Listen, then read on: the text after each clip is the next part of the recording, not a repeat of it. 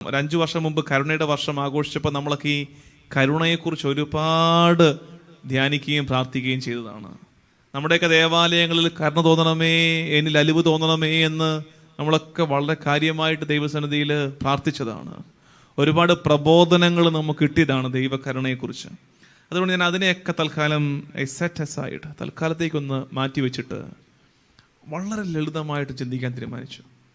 വളരെ ലളിതമായിട്ട് ഞാൻ ഓർത്തു CCCയെ കൊണ്ടുവരണം. സാധാരണ ഞാൻ ടോക്കിന് ചിലപ്പോൾ CCC കൊണ്ടൊക്കെ വരും, അതൊക്കെ വെച്ചിട്ട് ഇതൊക്കെ വായിച്ച് പഠിക്കുക എന്നൊക്കെ പറഞ്ഞാണ് ചിലപ്പോൾ പ്രസംഗിക്കാറുള്ളത്. ഇന്നിപ്പോൾ അതൊക്കെ മാറ്റി വെച്ചേക്കാം. കത്തോലിക്ക സഭയുടെ മതബോധന ഗ്രന്ഥം കൊണ്ട് മാറ്റിവെക്കാം, അല്ലെങ്കിൽ മറ്റ് ഡോക്യുമെൻറ്റ്സ്, ഡിവൈൻ മേഴ്സിയെക്കുറിച്ച് എഴുതപ്പെട്ടിരിക്കുന്ന ഡോക്യുമെൻറ്റ്സ് മാറ്റിവെക്കാം. ഒന്ന് സമാധാനമായിട്ടിരിക്കാം. എന്നിട്ട് ഇതുവരെയുള്ള ദൈവാനുഭവത്തിൽ നിന്ന് ഉത്തരം പറയാം എന്ന് തീരുമാനിച്ചു. എന്താണ് ദൈവകരുണ? After all, what is divine mercy? ഒരു ഡെഫിനിഷനല്ല, നമുക്ക് ഇന്നോളം ഉണ്ടായിട്ടുള്ള അനുഭവത്തിൽ നിന്നൊരു ഉത്തരം പറയണം. ഇന്നെന്നെ കേട്ടുകൊണ്ടിരിക്കുന്നവർ, നിങ്ങളുടെ അടുത്ത് ആരുമില്ല, ആരും കേൾക്കാനില്ല, സാരമില്ല, ഒരു ഉത്തരം ഒന്ന് ആർട്ടിക്കുലേറ്റ് ചെയ്ത് നോക്കിക്കേ. എന്താണ് ദൈവകരുണ? എത്രയോ കാലമായിട്ട് നമ്മൾ ഇതിനെക്കുറിച്ച് ഇങ്ങനെ കേട്ടുകൊണ്ടിരിക്കുകയാണ്. കരുണ, കരുണ, ദൈവം കരുണ കാണിക്കുന്നു, ദൈവകരുണ എന്നൊക്കെ കേട്ടുകൊണ്ടിരിക്കുകയാണ്. എന്താണ് ഈ ദൈവകരുണ? എന്താണ് ഈ ദൈവകരുണ? അപ്പം ഞാൻ ചിന്തിച്ചു, എന്താണ് ദൈവകരുണ എന്ന് ഞാൻ ചിന്തിച്ചിട്ട് അതിനെ ഏറ്റവും താഴേക്ക് കൊണ്ടുവരുമായിരുന്നു.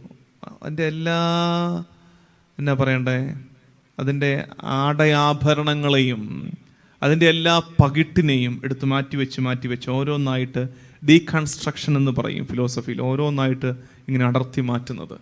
അങ്ങനെ മാറ്റി കൊണ്ടുവന്നിട്ട് ഏറ്റവും സിമ്പിളായിട്ട് പറയാൻ ശ്രമിച്ചപ്പോൾ എനിക്ക് കൺവിൻസിങ് ആയിട്ട് എന്നോട് തന്നെ പറയാൻ പറ്റിയ ഒരു ഉത്തരം ഇത്രയേ ഉള്ളൂ.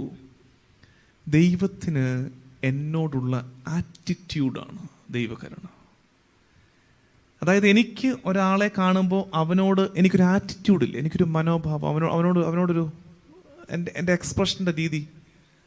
ദൈവത്തിന് എന്നോടുള്ള attitude, God's attitude towards me, അതാണ് മേഴ്സി, അതാണ് കരുണ. ദൈവത്തിന് എന്നോടുള്ള അവൻ്റെ മനോഭാവത്തിൻ്റെ പേരാണ് ദൈവകരുണ. ഈ ദൈവകരുണയ്ക്ക് പല ഭാവങ്ങളുണ്ട്.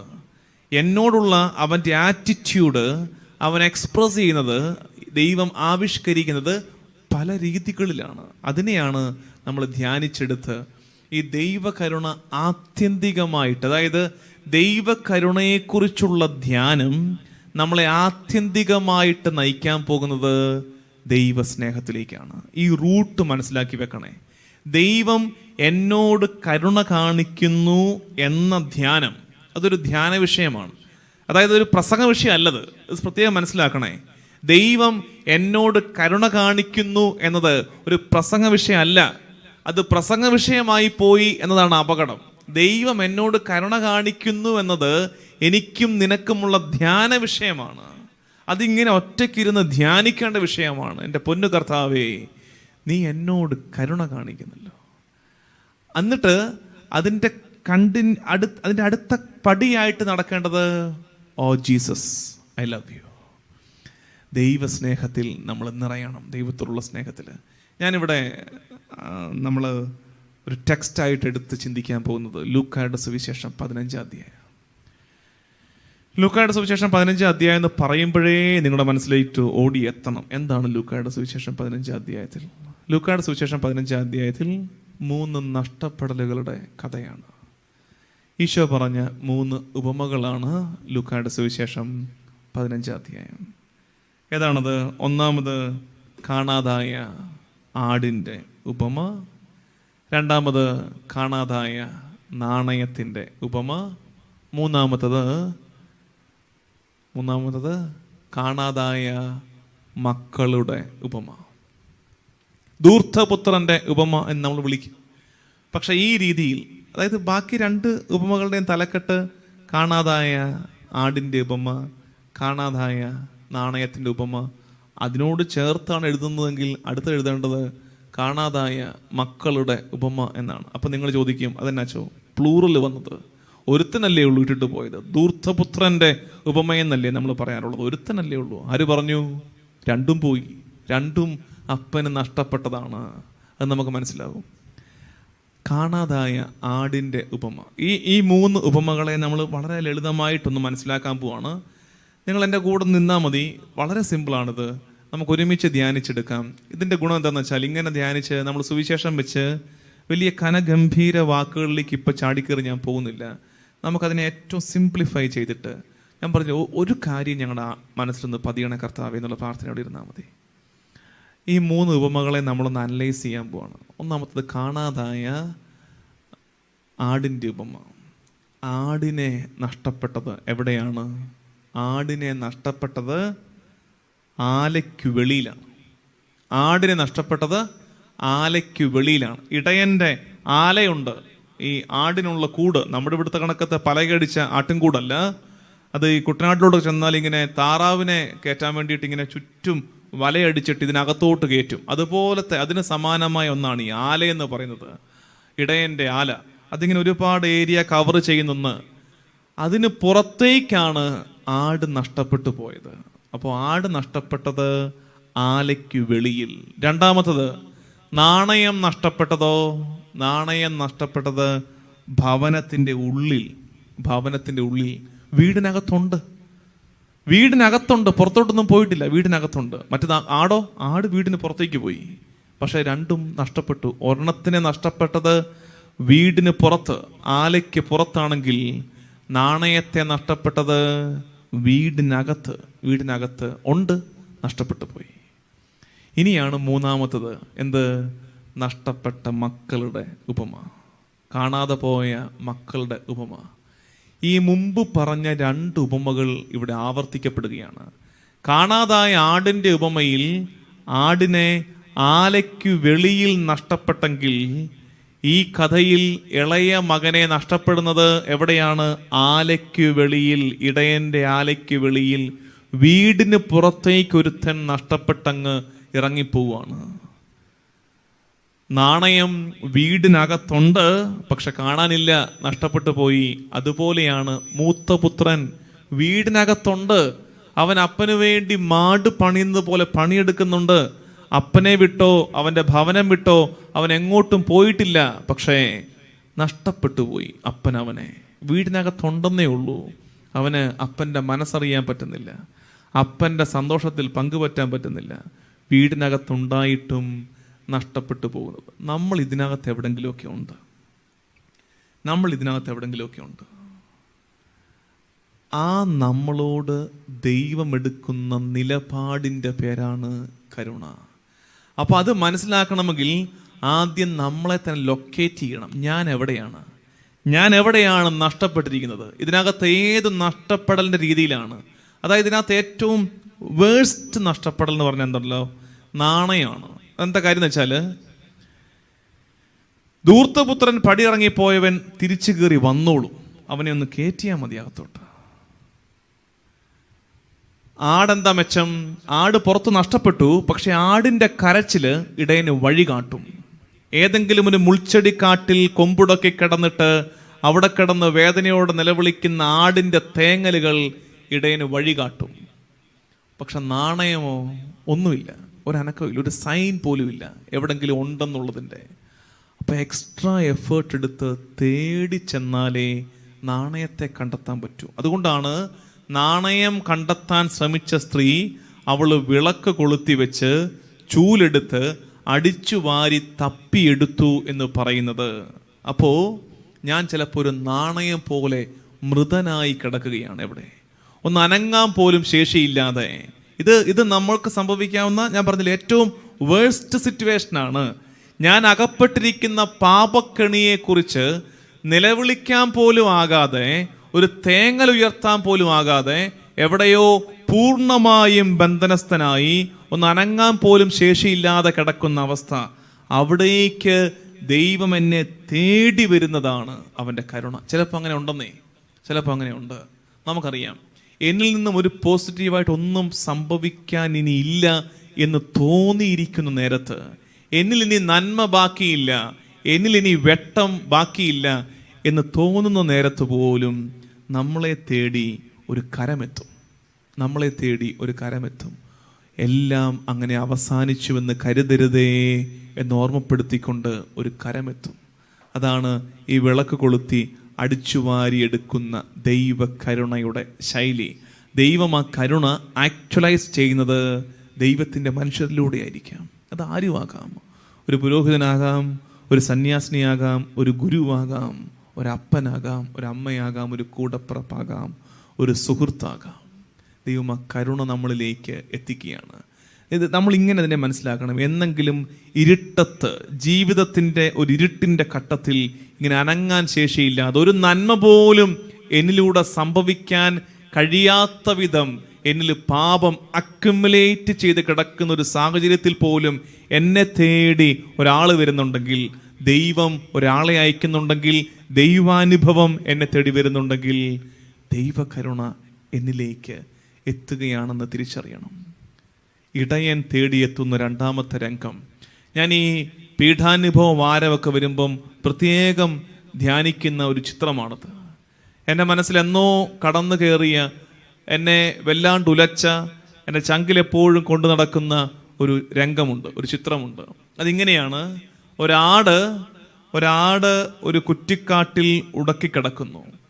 ഇടയനെ വിട്ടോടിപ്പോയതാണ്. ഇടയൻ്റെ ആലയ്ക്ക് ഭംഗി പോരെന്ന് തോന്നിയപ്പോൾ ഈ ആലയ്ക്ക് വെളിയിൽ എന്തൊക്കെയോ മെച്ചപ്പെട്ടതുണ്ട് എന്ന കൗതുകത്തിൽ, എന്ന ഭ്രമത്തിൽ ആല വിട്ട് ഇറങ്ങിപ്പോയൊരു കുഞ്ഞാടാണ് ഞാൻ. അതല്ലേ നമ്മുടെ പാപമൊക്കെ. അതായത് ഈ വിശുദ്ധിയുടെ മേഖല, ഇതിനകത്ത് വലിയ സുഖമൊന്നുമില്ല, ഇതിനപ്പുറത്താണ് രസമുള്ളത് എന്ന് പറഞ്ഞല്ലേ ഓരോ പാപത്തിൻ്റെയും പുറകെ നമ്മൾ പോയത്. അല്ലാതെ നമ്മളാരും കഷായം കുടിക്കുന്നത് പോലെ കയ്പിച്ചല്ലല്ലോ ഈ പാപം രുചിച്ചത്. ആകർഷണമല്ലേ പല പാപങ്ങളിലേക്കും നമ്മളെ നയിച്ചത്. അതുപോലെ ഈ ആലയ്ക്ക് വെളിയിൽ എന്തോ മെച്ചപ്പാടുണ്ട് എന്ന ചിന്തയോടെ ഇറങ്ങിപ്പോയതാണ്. ഇറങ്ങിപ്പോയി അവസാനം ചെന്നെത്തുന്നത് കുറ്റിക്കാട്ടിൽ. നമ്മളും അനുഭവിച്ചിട്ടില്ലേ സമാനമായ സാഹചര്യം? എന്തോ മെച്ചം കിട്ടുമെന്ന് വിചാരിച്ചിട്ടല്ലേ കള്ളത്തരം കാണിച്ചത്? എന്തോ മെച്ചമുണ്ടെന്ന് വിചാരിച്ചിട്ടല്ലേ കൂടെയുള്ള ഒരാളെ ചതിച്ചത്? എന്തോ മെച്ചം കിട്ടുമെന്ന് വിചാരിച്ചിട്ടല്ലേ നമ്മൾ കൂലി കൊടുക്കാതിരുന്നത്? എന്നിട്ട് എല്ലാത്തിൻ്റെ അവസാനം നമ്മൾ എവിടെയാണ് എത്തിയത്? നമ്മൾ എത്തിയത് കുറ്റിക്കാട്ടിൽ. ഏതോ മുൾച്ചെടിക്കാട്ടിൽ നമ്മൾ ഉടക്കിക്കിടക്കുകയാണ്. അതാണ് പാപത്തിൻ്റെ അവസാനം. പാപത്തിൻ്റെ അവസാനം നിരാശയും തകർച്ചയുമേ ഉള്ളൂ. അങ്ങനെ നിരാശപ്പെട്ട് തകർന്നു കിടക്കുന്നൊരു കുഞ്ഞാട്. ഈ കുഞ്ഞാടിൻ്റെ ദയനീയമായ തേങ്ങലുകളിൽ മനംനൊന്ത് ബാക്കി 99 മരുഭൂമിയിൽ വിട്ട് ഒന്നിനെ തേടി വരുന്ന കരുണയുള്ള ഇടയൻ എന്നെ തേടി വരുന്നൊരു രംഗം മനസ്സിൽ കാണണം. വന്നിട്ട് ഇടയൻ അടുത്ത് വരുമ്പോൾ കാണുന്നത് ഇങ്ങനെ മുൾക്കാടിനുള്ളിൽ ഇങ്ങനെ കിടക്കുന്ന കുഞ്ഞാട്. ഈ ഇടയനൊരൊറ്റ ചിന്തയുള്ളൂ, എൻ്റെ കുഞ്ഞാടിനെ വീണ്ടെടുക്കണം, എൻ്റെ കുഞ്ഞാടിനെ വീണ്ടെടുക്കണം. കുഞ്ഞാടിൻ്റെ രക്തം വീഴരുത്, എൻ്റെ കുഞ്ഞാടിൻ്റെ രക്തം കിനിയരുത്. അതിന് പകരം എൻ്റെ കരങ്ങളിൽ പോറലേൽക്കട്ടെ, എൻ്റെ കരങ്ങൾ മുറിയട്ടെ. അതുകൊണ്ട് ഈ കരങ്ങൾ കൊണ്ട്, ഈ മുള്ളുകൾക്കിടയിലേക്ക് ഈ കരങ്ങൾ ആഴ്ത്തിയിറക്കി ഈ കുഞ്ഞാടിനെ ഇങ്ങനെ കോരിയെടുക്കുന്ന ഒരു ഇടയൻ്റെ ചിത്രം മനസ്സിൽ കാണണം. ഇങ്ങനെ കോരി ചേർത്ത് പിടിക്കുന്ന ഒരു ഇടയൻ്റെ ചിത്രം മനസ്സിൽ കാണണം. എന്നിട്ട് അവിടെ നിന്ന്, ഇപ്പോൾ മുഴുവൻ ക്യാമറകളുടെ കാലമല്ലേ, അങ്ങനെ ഒരു ഇടയനെ കണ്ടിട്ട് ക്യാമറ നേരെ തിരിക്കേണ്ടത് കാൽവരിയിലേക്ക്. അവിടെ നമ്മൾ കണ്ടത് ഈ രംഗം തന്നെയാണ്.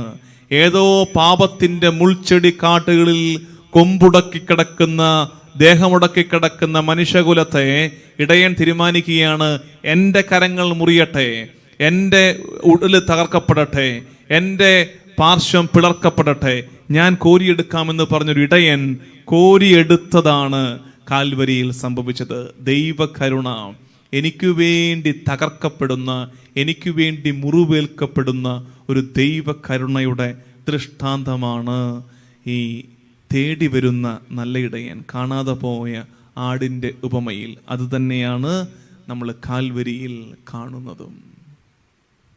ഒടുവിലത്തത് ധൂർത്തപുത്രൻ്റെ ഉപമയിൽ ഞാൻ പറഞ്ഞതുപോലെ ഇത് രണ്ടും ആവർത്തിക്കപ്പെടുകയാണ്. ധൂർത്തപുത്രൻ്റെ ഉപമയിലെ ദൈവകരുണ, അത് ആ പിതാവാണ്, ദൈവകരുണയുടെ ആൾരൂപം.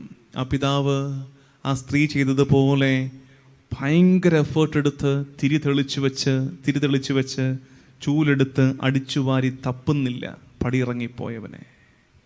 ഇടയനെ പോലെ ആല വിട്ടിറങ്ങിപ്പോയ കുഞ്ഞാടിനെ തേടി ദേശാന്തരങ്ങളിലൂടെ സഞ്ചരിക്കുന്നില്ല ഈ പിതാവിൻ്റെ കരുണ. അത് കാണേണ്ടത് മട്ടുപ്പാവിൽ വഴിക്കണ്ണുമായിട്ട് നോക്കി നിൽക്കുന്ന ഒരപ്പനെയാണ്. അതായത് എൻ്റെ മകൻ്റെ തിരിച്ചുവരവിനായി കൺപാർത്തിരിക്കുന്ന ഒരപ്പൻ, അതിങ്ങനെ വിരിച്ച കരങ്ങളോടെ കാത്തിരിക്കുന്ന ഒരപ്പനാണ് ദൈവകരുണയുടെ അടയാളം. അതായത് ദൈവകരുണ അതിൻ്റെ മറ്റൊരു ഭാവം എൻ്റെ തിരിച്ചുവരവിന് കാത്തിരിക്കുന്നു എന്നുള്ളതാണ്. ഞാൻ പറഞ്ഞു വന്ന കാര്യം എന്താണ് ദൈവകരുണ? ദൈവകരുണയെക്കുറിച്ച് നമുക്ക് വലിയ തീസിസുകൾ വയ്ക്കാതെ ലളിതമായിട്ട് നമുക്കൊന്ന് ചിന്തിച്ച് നോക്കിയാൽ ദൈവത്തിന് എന്നോടുള്ള ആറ്റിറ്റ്യൂഡാണ് കരുണ. അതിനെ അത്രയും നമ്മൾക്കങ്ങ് സിമ്പിളാക്കി മനസ്സിലാക്കണേ. ദൈവത്തിന് എന്നോട് കാണിക്കുന്നൊരു മനോഭാവം, എന്നോട് കാണിക്കുന്നൊരു ആറ്റിറ്റ്യൂഡ്, അതിനെയാണ് ദൈവത്തിൻ്റെ കരുണയായിട്ട് മനസ്സിലാക്കേണ്ടത്. അത് പല വ്യക്തികൾക്ക് പല രീതികളിൽ അത് ആക്ച്വലൈസ് ചെയ്യപ്പെടും. ചിലർക്ക് എങ്ങനെയാണ്? ചിലർക്ക് ഈ പാപാന്തകാരത്തിൽ പെട്ടുപോയവർക്ക് അവരുടെ പിന്നാലെ തേടിച്ചെന്ന് പിടിച്ചെടുക്കുന്നൊരു ദൈവകരുണ അനുഭവിക്കാൻ പറ്റും. അതാണ് നഷ്ടപ്പെട്ടു പോയ നാണയം പോലെ ഒന്ന്. നമ്മളിൽ നിന്ന് ഒരു അനക്കം സംഭവിച്ചില്ലെങ്കിൽ പോലും നമ്മുടെ പിന്നാലെ വന്ന് തേടിപ്പിടിക്കുന്നൊരു ദൈവകരുണ നമ്മൾ അനുഭവിക്കും. ഇനിയിപ്പോൾ ചില പാവബന്ധനങ്ങളിലാണ്, പുറത്തു കിടക്കാൻ പറ്റുന്നില്ല, ആകെ ചെയ്യാൻ പറ്റുന്നത് അവിടെ കിടന്നുകൊണ്ടും നിലവിളിക്കുക എന്നുള്ളതാണ്. അതാണ് ഈ മുൾച്ചെടിക്കാട്ടിൽ പെട്ടുപോയ കുഞ്ഞാട്. അത്തരം അനുഭവങ്ങളിലാണെങ്കിൽ അവിടെ നിന്ന് തന്നെ കോരിയെടുക്കുന്ന ഒരു ദൈവകരുണ. ഇനി ഏറ്റവും കറക്റ്റായിട്ട് മനുഷ്യകുലത്തിൽ നമ്മുടെ മുമ്പാകെ ദൈവം വെളിപ്പെടുത്തുന്ന കരുണ ഈ ധൂർത്തപുത്രനോട് കാണിച്ച കരുണയാണ്. അതായത് ദൈവം നമ്മുടെ സ്വാതന്ത്ര്യത്തെ എപ്പോഴും ബഹുമാനിക്കുന്നു, കാത്തിരിക്കുന്നു. നീ തിരികെ വാ.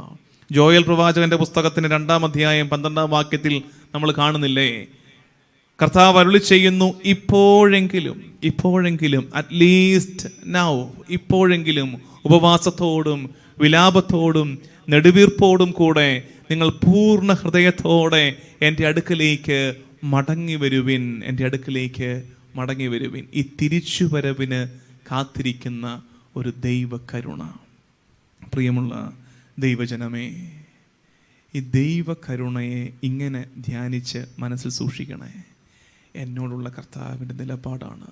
ഈ ദൈവകരുണ നമ്മളിൽ നിറയുമ്പോൾ, കരുണയുടെ തിരുനാളിന് ഒരുങ്ങുമ്പോൾ, ദൈവകരുണ നമ്മളിൽ ധ്യാനിച്ച് നിറയ്ക്കുമ്പോൾ പിന്നെ സംഭവിക്കേണ്ടത് നമ്മളിൽ ഈ കരുണയുടെ ട്രേസസ് കാണാൻ പറ്റണം. അപ്പോഴേ ദൈവകരുണ നമ്മളിൽ പൂർത്തീകരിക്കപ്പെടുകയുള്ളൂ. അല്ലാത്തിടത്തോളം കാലം ഞാൻ മുമ്പ് പറഞ്ഞതുപോലെ ദൈവകരുണ പ്രസംഗത്തിൻ്റെ വിഷയം മാത്രമായി ചുരുങ്ങിപ്പോകും. ദൈവകരുണ ധ്യാനത്തിൻ്റെയും ജീവിതത്തിൻ്റെയും വിഷയമാണ്. അത് പ്രസംഗത്തിൻ്റെ വിഷയമല്ല. ദൈവകരുണ ധ്യാനത്തിൻ്റെയും ജീവിതത്തിൻ്റെയും വിഷയമാണ്. അതിനെങ്ങനെ സാധിക്കണം? ദൈവകരുണയെ ഞാൻ ധ്യാനിച്ച് ഞാൻ ജീവിച്ചു തുടങ്ങണം. ഈ പറഞ്ഞ 3 കാര്യങ്ങളില്ലേ, ഈ പറഞ്ഞ 3 കാര്യങ്ങൾ നമ്മുടെ വീട്ടകങ്ങളിൽ ചെയ്യാൻ പറ്റുന്നേ, നമ്മുടെ ജീവിതത്തിൽ ചെയ്യാൻ പറ്റും. അത് ചെയ്യുമ്പോൾ മെച്ചം എന്നറിയാമോ? നമ്മൾ കുറേ കൂടെ ആ ദൈവത്തിൻ്റെ മനസ്സിലേക്ക് അടുക്കും. എങ്ങനെയാ? ഒന്നാമത്തത്, ഇത് തന്നെ റിപ്പീറ്റ് ചെയ്ത് അടിച്ചു നോക്ക്. നമ്മൾ ചിലതിങ്ങനെ വീണ്ടും കണ്ടു നോക്കത്തില്ല, അതുപോലെ ഇത് തന്നെ റിപ്പീറ്റ് ചെയ്ത് നോക്ക്. നമ്മുടെ ചുറ്റുപാട് ഒരാൾ, എൻ്റെ കൂടപ്പിറപ്പ്, എൻ്റെ ജീവിത പങ്കാളി, എൻ്റെ മക്കള് ഈ കാണാതെ പോയ നാണയം പോലെ എവിടെയോ ഒരു അനക്കം പോലും ഇല്ലാതെ, റെസ്പോൺസ് പോലും ഇല്ലാതെ കിടക്കുകയാണ്. എനിക്ക് പറ്റുമോ തേടി ചെല്ലാൻ വേണ്ടി ഒരുപാട് വരെ പടിയടച്ച് പിണ്ടം വെച്ചിട്ടില്ലേ, ഇനി ഞാൻ അങ്ങോട്ട് നോക്കുന്നില്ല എന്ന് പറഞ്ഞ്, ഇനി അവൻ എനിക്ക് വിജാതീനാണെന്ന് പറഞ്ഞ്, ഇനി ഒരു ബന്ധമില്ലെന്ന് പറഞ്ഞ് അറത്ത് മുറിച്ച് കളഞ്ഞ എത്രയോ പേരുണ്ട് നമ്മുടെ ജീവിതത്തിൽ. നഷ്ടപ്പെട്ടു പോയ നാണയം പോലെ എങ്ങോ ചലനമറ്റ് ചേതനയറ്റ് കിടക്കുന്ന ഒരുപാട് പേരില്ലേ? തേടി ചെല്ലാവോ? പറ്റുമോ? അവരുടെ ഭാഗത്തു നിന്ന് ഒരു നന്മയും പ്രതീക്ഷിക്കേണ്ട. അവരുടെ ഭാഗത്തു നിന്ന് ഇങ്ങോട്ട് ഒരു പോസിറ്റീവ് ആറ്റിറ്റ്യൂഡും പ്രതീക്ഷിക്കേണ്ട. പറ്റുമോ നിനക്ക്? ഒരു വിളക്ക് തെളിച്ചു വെച്ചിട്ട്, ആ വിളക്ക് വചനമാകാം, ആ വിളക്ക് പരിശുദ്ധ കുർബാനയാകാം, ആ വിളക്ക് സഭയാകാം. അങ്ങനൊരു വിളക്ക് തെളിച്ചു വെച്ചിട്ട് ഒരു ചൂലെടുത്ത് അത്യധ്വാനം ചെയ്ത് ആട്ടും തുപ്പും കിട്ടിയാലും പരിഹാസരങ്ങൾ ഏറെയേറ്റാലും തേടി ചെല്ലാൻ പറ്റുമോ അങ്ങനെ ഒരാളെ? അങ്ങനെ വരുമ്പോഴാണെന്നേ ഈ ദൈവകരുണ നമ്മൾ ആക്ച്വലൈസ് ചെയ്യുന്നത്, നമ്മൾ അനുഭവിച്ചു തുടങ്ങുന്നത്. ഇങ്ങനെയാണല്ലോ എൻ്റെ കർത്താവ്, ഇതിനേക്കാൾ എത്രയോ മടങ്ങായിട്ടാണ് എൻ്റെ കർത്താവ് എന്നെയും തേടി വരുന്നത് എന്ന് എനിക്ക് അനുഭവിക്കാൻ പറ്റുന്നത് ഞാൻ തേടി ഇറങ്ങുമ്പോഴാണ്. അങ്ങനെ ഒരു റെസ്പോൺസും ഇല്ലാത്തവരെ തേടി ചെല്ലാൻ പറ്റണം. അപ്പോഴാണ് ദൈവകരുണ ഒന്നാം ഘട്ടത്തിൽ ആവർത്തിക്കപ്പെടുന്നത് നമ്മളിൽ. രണ്ടാമത്തത്, സഹായം ആവശ്യമുള്ളവരുണ്ട് നമ്മുടെ ചുറ്റും. സഹായം എന്ന് പറയുമ്പോൾ കേവലം സാമ്പത്തിക സഹായമല്ല. അങ്ങനത്തെ ഒരു സിസ്റ്റമാക്കി നമ്മളെ തന്നെയും നമ്മുടെ സഭയൊന്നും മാറ്റിക്കളയരുത്. സഹായം ആവശ്യമുള്ളവർ പലവിധ മേഖലകളിലുണ്ട്. ഇതുപോലെ മുൾച്ചെടിക്കാട്ടിൽ പെട്ടുകിടക്കുന്ന ഇടയൻ തേടി ചെല്ലേണ്ട സാഹചര്യമുള്ള ഒരുപാട് അനുഭവങ്ങൾ. അവിടെ നമ്മുടെ സുരക്ഷിത ആവൃത്തിക്കുള്ളിരുന്ന് എൻ്റെ വീടിൻ്റെ സുരക്ഷിത വലയം, എൻ്റെ പ്രിയപ്പെട്ടവരുടെ, എൻ്റെ ജീവിത പങ്കാളിയുടെ, എൻ്റെ മക്കളുടെ ജീവിതം, ഇങ്ങനെ ഒരു ആവൃത്തി തയ്യാറാക്കിയിട്ട് അതിൻ്റെ ഉള്ളിലിരുന്ന് ദൈവകരുണയെക്കുറിച്ച് എത്ര ധ്യാനിച്ചിട്ട് എന്ത് മെച്ചം? ഇതിനപ്പുറത്തതേ ഒരു മുൾച്ചെടി കാടുണ്ട്, അവിടെ കുറേയധികം പാവങ്ങൾ, അത് പല രീതിയിൽ സമ്പത്തുണ്ടായിരിക്കാം, പക്ഷെ ഏകാന്തതയുടെ നൊമ്പരപ്പാടുകളുമായിട്ട്, ഒരുപാട് സോഷ്യൽ സ്റ്റാറ്റസ് ഉണ്ടായിരിക്കാം, ഒറ്റപ്പെടലിൻ്റെ വേദനയുമായിട്ട്, തെറ്റിദ്ധാരണയുടെ കനലുമായിട്ട് ഒക്കെ ജീവിക്കുന്ന മനുഷ്യരുണ്ട്. സമാധാനമില്ലാതെ, സ്വസ്ഥതയില്ലാതെ, അന്തിയുറങ്ങാൻ, സമാധാനത്തോടെ ഉറങ്ങാൻ പറ്റാത്തവർ ഉണ്ട്. ആരും ഒന്ന് തുണയില്ലെന്ന് ചിന്തിക്കുന്നവരുണ്ട്. ചെല്ലാൻ പറ്റുമോ? ആടിനെ തേടി ചെല്ലുന്ന ഇടയനാകാൻ നിനക്ക് പറ്റുമോ? അങ്ങനെ വരുമ്പോൾ ഈ ഇടയൻ എന്നൊക്കെ പറയുമ്പോൾ നമ്മൾ എന്താ ചെയ്യുന്നറിയാമോ? നമ്മൾ ക്ലീശയായിട്ട് ഇടയ സങ്കല്പങ്ങളൊക്കെ പുരോഹിതർക്ക് ചാർത്തി കൊടുത്തു. നമ്മളാരും ഇടയന്മാരല്ല എന്നാണ് ധരിച്ചു വെച്ചിരിക്കുന്നത്. ആര് പറഞ്ഞു? ഓരോ ക്രിസ്ത്യാനിയിലും ഒരു ഇടയൻ രൂപപ്പെടണം. കാരണം അതാണ് കർത്താവിൻ്റെ തിരുഹിതം. ഞാൻ നല്ല ഇടയനാകുന്നു എന്ന് പറഞ്ഞവൻ അതിനുശേഷം ആഗ്രഹിക്കുന്നത് ഇനി നിങ്ങൾ ഇടയരാകണം എന്നാണ്. കാരണം ഞാൻ ലോകത്തിൻ്റെ പ്രകാശമാണെന്ന് പറഞ്ഞവൻ അതിൻ്റെ പിന്നാലെ പറഞ്ഞത് നിങ്ങൾ ലോകത്തിൻ്റെ പ്രകാശമാണ് എന്നല്ലേ.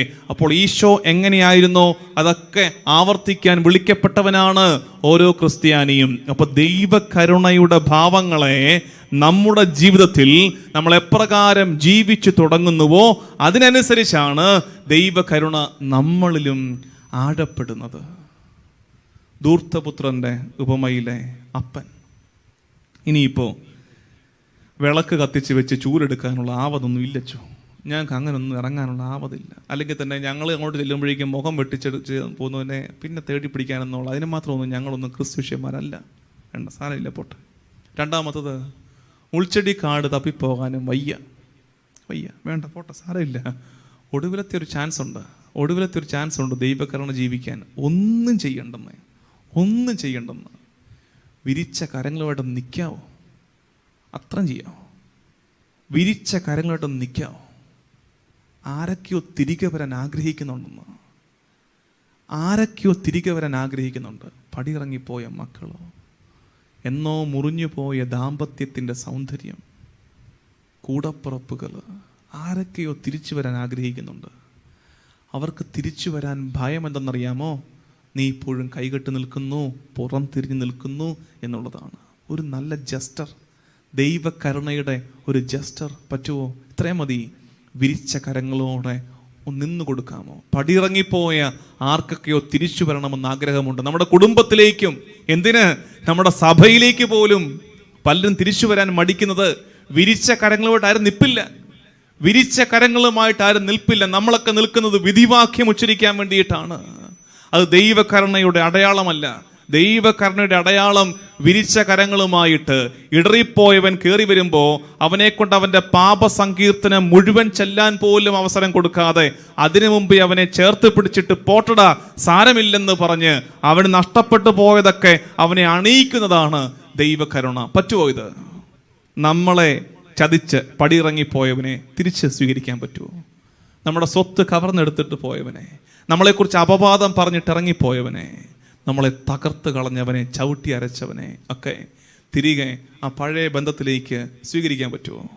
സ്വീകരിക്കാൻ പറ്റുന്നില്ലെങ്കിൽ നമുക്ക് പിന്നെ എങ്ങനെയാ ദൈവകരുണ പഠിക്കാൻ പറ്റുന്നത്, ദൈവകരുണ മനസ്സിലാക്കാൻ പറ്റുന്നത്? ഇതൊക്കെയാണ് ദൈവകരുണ. നമുക്കിപ്പോഴും മറ്റേ മൂത്ത ചേട്ടായിയുടെ ഭാവമാണ്. ഒരാളും തിരിച്ചു വരുന്നത് നമുക്ക് സഹിക്കൂല. അവനതല്ലേ പറ്റിയത്. അവന് ഇളയവൻ തിരിച്ചു വന്നത് സഹിക്കുന്നില്ല. പലരും വീട് വിട്ടു പോയ, പലരും സഭ വിട്ടു പോയ, പലരും തിരിച്ചു വരാൻ മടിക്കുന്നത് എല്ലായിടത്തും ഇങ്ങനത്തെ കുറേ ചേട്ടായിമാരുണ്ട്. ഇങ്ങനത്തെ കുറേ ചേട്ടായിമാരെ ഭയന്നാണ് തിരിച്ചു വരാൻ മടിച്ച് എവിടൊക്കെയോ പാത്തും പതുങ്ങിയും പട്ടിണി പിടിച്ചും പന്നിക്ക് കഴിക്കേണ്ടത് കഴിച്ചുമൊക്കെ ജീവിക്കുന്നത്.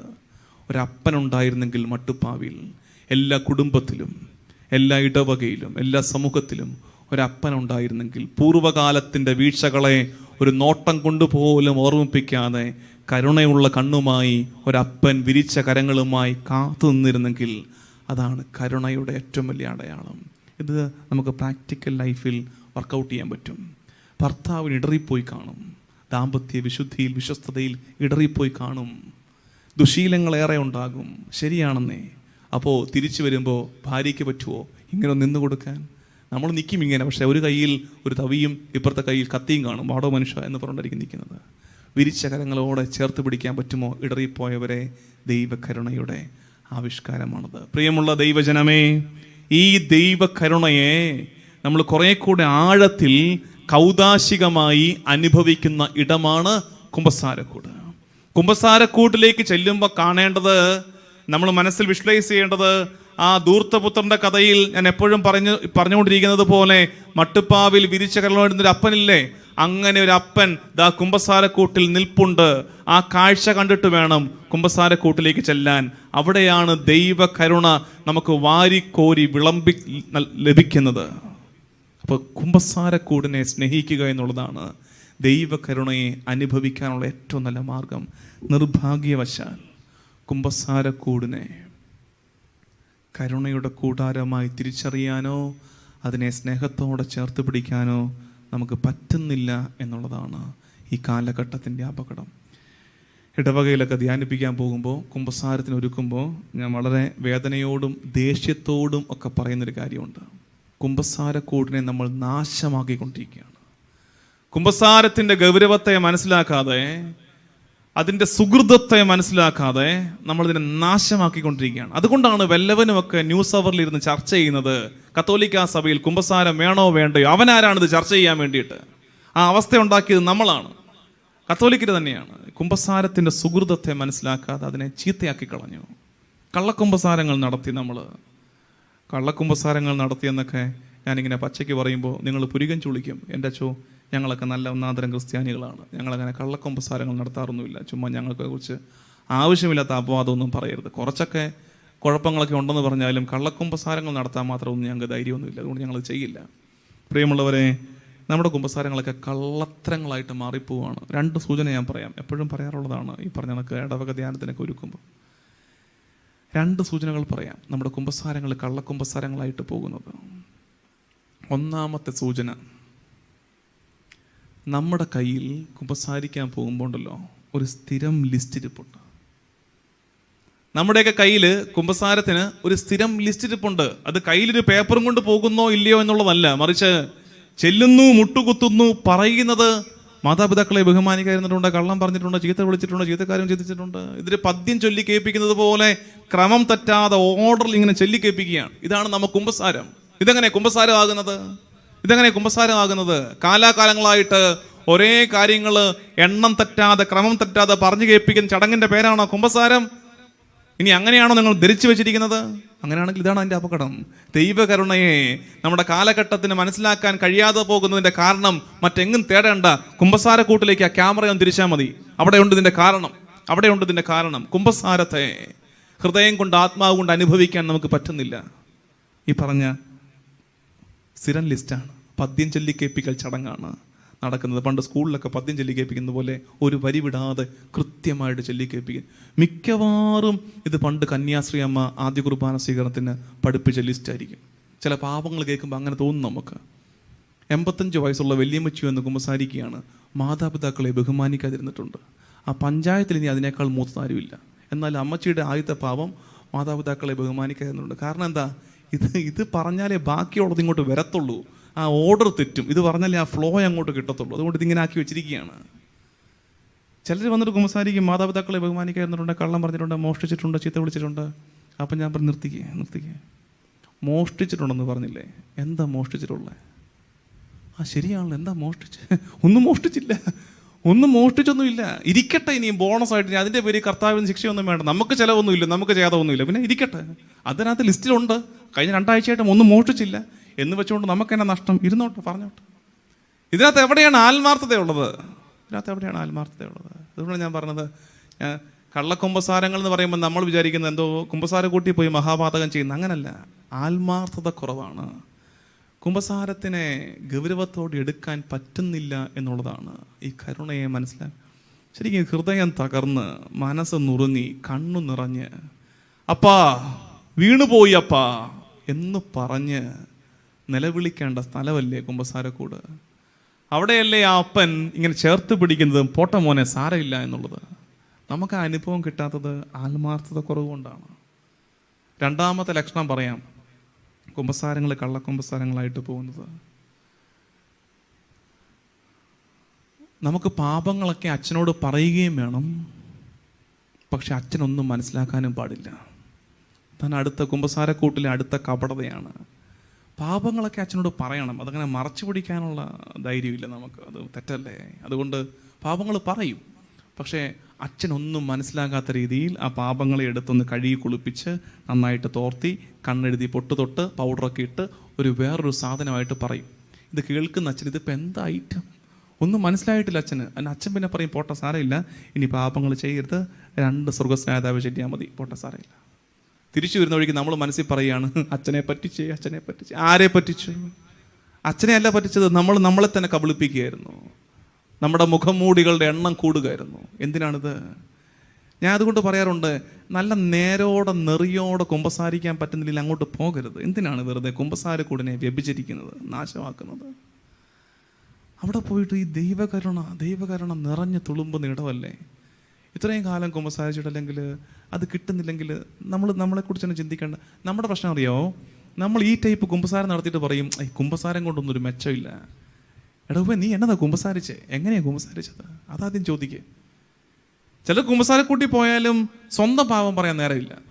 പണ്ടത്തെ കാർന്നോൻ്റെ സ്വഭാവം കാണിക്കും, ആദത്തിൻ്റെ സ്വഭാവം കാണിക്കും. ചില ചേടത്തിമാരുടെ കുമ്പസാരം അങ്ങനെയാണ്. ചേടത്തിമാർ വന്നിട്ട് പറയുന്നത്, അച്ചോ അങ്ങേര് മൂക്കറ്റൻ കുടിച്ചിട്ട് വന്നിട്ട് എന്നെ ഇടിച്ചത് കൊണ്ടാണ് അച്ചോ ഞാൻ ചൂട് കഞ്ഞിവെള്ളം കോരി ഒഴിച്ചത്. ചോദിച്ചായിരുന്നോ? ഇല്ല, എന്നാലും ഇരിക്കട്ടെ. അങ്ങേരുടെ കുറ്റം കൂടെ പറയുമ്പോൾ ഒരു സന്തോഷമാണ്. ഇതാണ് ഞാൻ പറഞ്ഞ മറ്റേ മൂത്ത കാർന്നോൻ്റെ സ്വഭാവമാണ്. ആദത്തിനോട് ചോദിച്ചു, നീ ഞാൻ തിന്നരുതെന്ന് പറഞ്ഞ വൃക്ഷത്തിൻ്റെ ഫലം തിന്നില്ലയോ? യെസ് ഓർ നോ ക്വസ്റ്റ്യൻ ആയിരുന്നു. എന്താ പറഞ്ഞത്? ഹൗവ അവള് തന്നതുകൊണ്ട് ക്വസ്റ്റ്യൻ പാസ്. ഹൗവ പറയടി കൊച്ചെ, നീ തിന്നോ? അവളെങ്കിലും പറഞ്ഞിരുന്നെങ്കിൽ ചരിത്രം മാറിയനെ. തിന്നുപോയി ദൈവമേ. അവള് പറഞ്ഞു സർപ്പം. ഇതാണ് പറഞ്ഞ മറ്റേ മൂത്ത കാർന്നോൻ. നമുക്ക് തെറ്റൊന്നുമില്ല, നമുക്ക് പാപമൊന്നുമില്ല, എല്ലാം എല്ലാവരുടെയും കുഴപ്പം കൊണ്ടാണ്. അവരങ്ങനെ ചെയ്തതുകൊണ്ട്. ഒരു മരുമകൾ വന്ന് കയറിയിട്ടുണ്ട്, ഒരു അമ്മായിമ്മയുണ്ട് വീട്ടിൽ, അവരൊക്കെ ഉള്ളത് കൊണ്ട് ഞാൻ ഇങ്ങനെയൊക്കെ ചെയ്തു പോയി. അപ്പോൾ എൻ്റെ കുഴപ്പമൊന്നുമല്ല, എല്ലാം അവരുടെ കുഴപ്പമാണ്. വേറെ അവർക്ക് ഒരു കുഴപ്പമില്ല, വേറെ ചിലർക്ക് ഒരു കുഴപ്പമില്ല. ചില കാരണവന്മാർ വന്നിട്ട് പറയുന്നത് 3-4 വർഷമായി കുമ്പസാരിച്ചിട്ട്. നമ്മൾ ഞെട്ടും. എൻ്റെ പൊന്നെ, അടുത്ത സെൻറ്റൻസാണ് എൻ്റെ 5 ഡയലോഗ്. 3-4 വർഷമായി കുമ്പസാരിച്ചിട്ട്. എനിക്കങ്ങനെ പാപമൊന്നുമില്ല അച്ചോ, എനിക്കങ്ങനെ പാപമൊന്നുമില്ല, പിന്നെ എന്നെ പാപം ചെയ്യാനോ? അതിന് പാപമൊന്നുമില്ല. അപ്പോൾ നമ്മളിത് ആദ്യമൊക്കെ കേട്ടിട്ട് ഇത് എന്ത് ഐറ്റം?